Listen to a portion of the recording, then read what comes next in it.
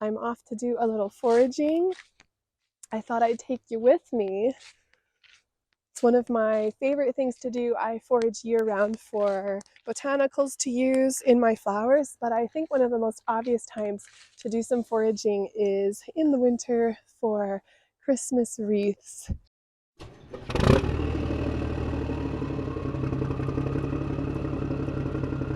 As a florist, I would say that foraging has actually been one of the most worthwhile things that I have ever done. And it has really elevated my personal floral design style, my skills, and the overall quality of my work. So I would strongly encourage all florists to make it sort of a regular part of what you do.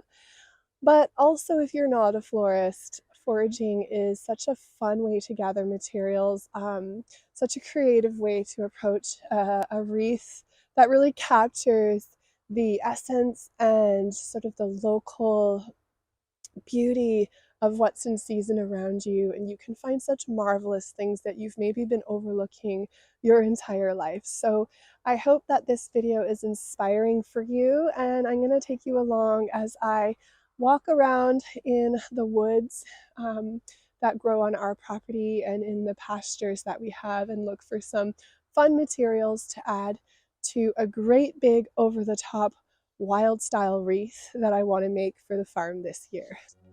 All right, my first stop is this little blue spruce that's growing over our fence line with this lovely blue tinge to the needles. I want to try to make this a colorful wreath. I want a lot of color in this one. Kind of a fun movement in these lines. Spotted some beautiful golden bracken right behind me here, so I'm just going to go dive into the forest for a minute.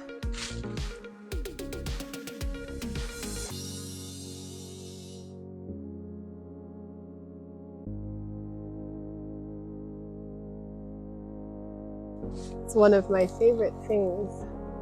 Bracken fern starts to turn gold and yellow. It's so gorgeous. And I also grabbed some salmonberry that's got a lovely coppery tinge going on here as well.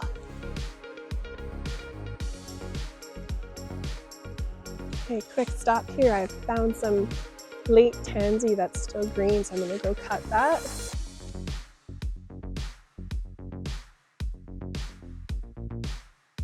A lovely fresh green and dried out flower heads. I've got a beautiful oak up ahead here. I'm going to go grab some branches from.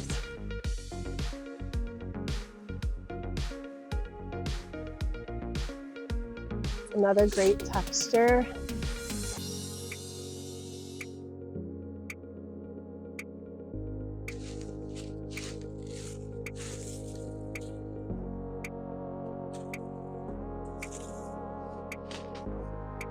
Look at these gorgeous branches. They're covered in a very bright lime green lichen. I'll show you what I found here. This is a really interesting little detail here. Look at these. I'm gonna grab these dainty pretty things. I got another stash here of bracken fern. Isn't that gorgeous? That'll be going out in a lot of my Christmas wreath orders this year. That's a new spot for it. So we dropped a bunch of trees in this part of the bush a couple of years ago. So it's interesting to see what's starting to come in here. One of the best things about great big trees and windstorms are all the fallen branches that come down. The windfalls are super handy. I often will just grab them as I'm driving along when I see them on the sides of the road. So I'm just gonna gather up some of these. Here's a good one. I love it when they've got extra treasures on them.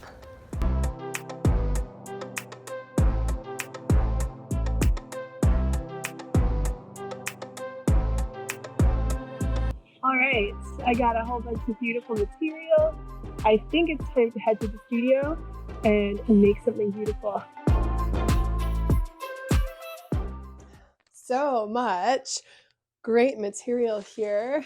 This is all of my foraged loot, and I've also got some colorful dried flowers here to incorporate.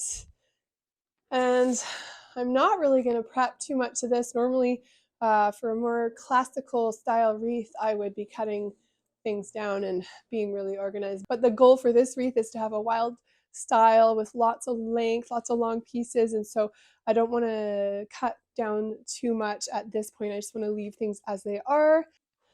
So there are so many different ways to make a wreath, and I don't even stick to just one method. It sort of depends what I have handy. It depends on the goals for the wreath. For this wreath, I'm using a wire wreath frame that's been mossed. This is one that's been going for a few years. I just reuse and reuse and reuse these. And so I have no problem using a wreath frame like this when it's able to be reused like that. I also love to go foraging and making my own wreaths for fully compostable wreath designs.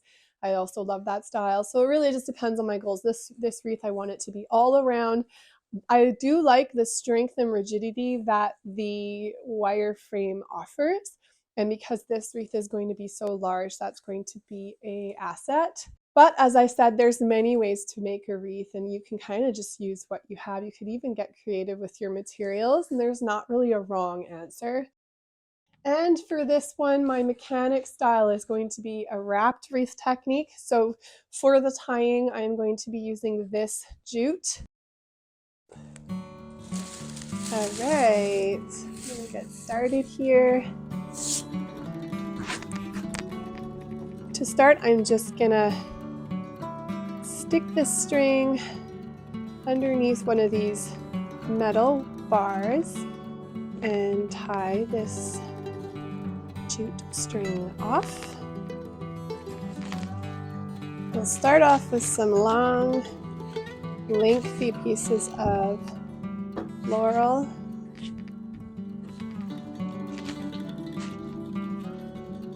And I'm just going to wrap that around 2 times, nice and tight. So only one of the tricks with using jute or sisal or string is that you have to kind of keep putting pressure on your work and tightening it, because wire holds its shape a lot better.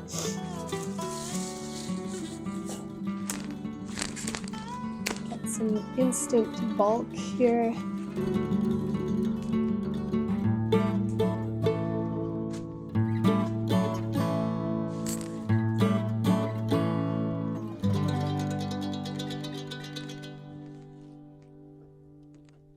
Look at these. These are a native shrub called spirea. Just spotted that out by my mailbox.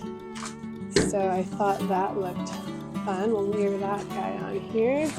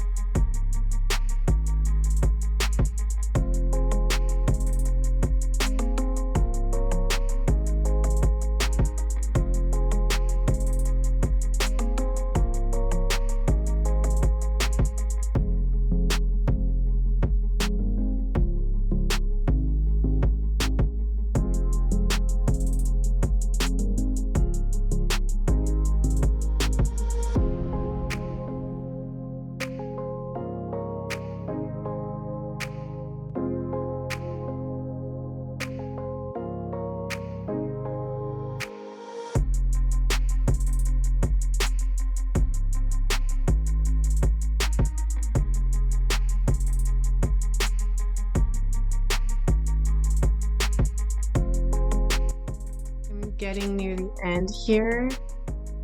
So I'm being careful to not wrap the first chunk of material as I wrap the last one.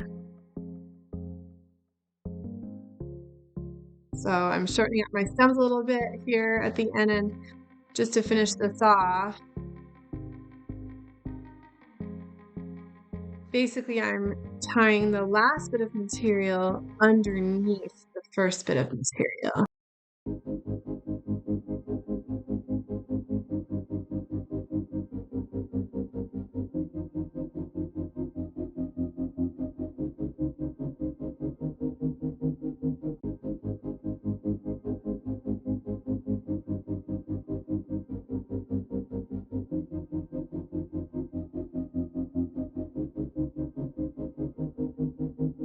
All right, this big beauty is all done. Now we just need to get it somewhere where we can really see it. I'm gonna go find Steve and get him to help me model this beauty.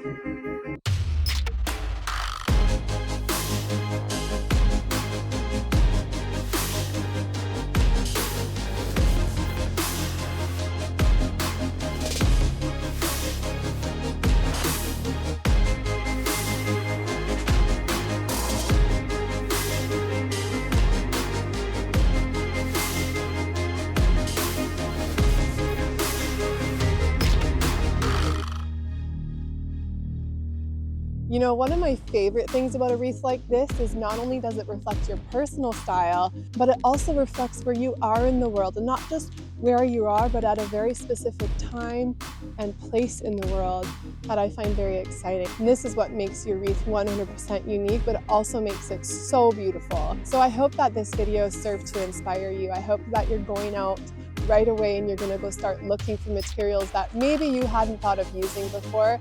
If you live in an area where harvesting is illegal or you don't have wild places, don't forget about roadsides and ditches. That's some place that you can find me quite often. You can also consider asking a neighbor if they have a big garden, or watch for landscape companies as they're working on their prunings and trimmings. And if you'd like to dig a little deeper and know more about my process as I choose my ingredients and the decisions that I'm making as I place them in my design, I do offer one-on-one virtual workshops. You can send me a message to find out more or check that out on my website. If you enjoyed this video, would you also share it with a friend who might be inspired? Maybe you can go out foraging together. Don't forget to like the video and subscribe to my channel so that you don't miss any future videos. I'm just getting started and I've got so much more to share. Thanks for watching and see you next time.